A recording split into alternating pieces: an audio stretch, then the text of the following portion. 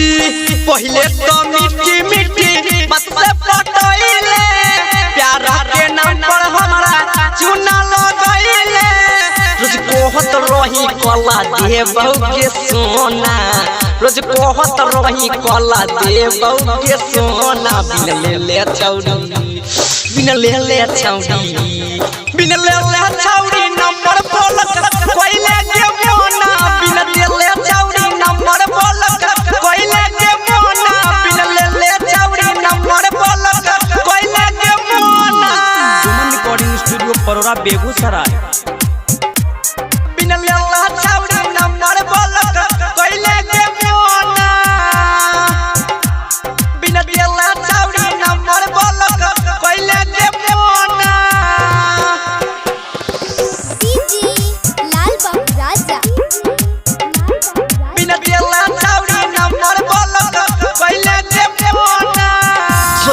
जे बहिन तोहर बनत सब सहाय रे तोरा दिल ले सपना अब दीवाना पारो गाय रे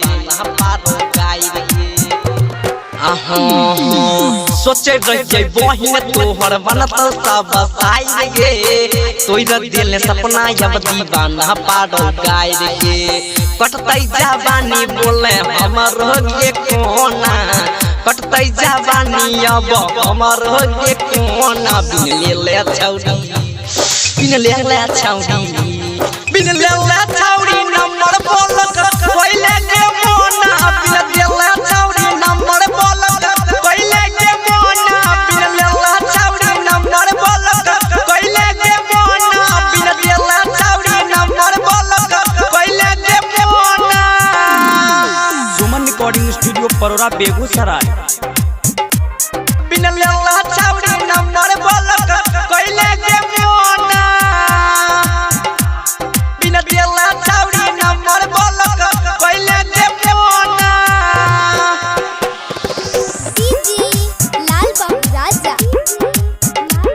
बिन ले ले छौड़ी नंबर बोलक कोइले के मोना सपना में तोहरा देखते जाय रहे जब छूगे कहला पर वीडियो कॉल देखबे त रही अच्छा सपना में देखते तो दादाई रे जब छूगे कहला पर वीडियो कॉल देखबे त रही राइटर चंदन के कहै छी अब जोना सुमो चिंगारी के कहै छी अब जोना बिन लला छौड़ी बिन लला छौड़ी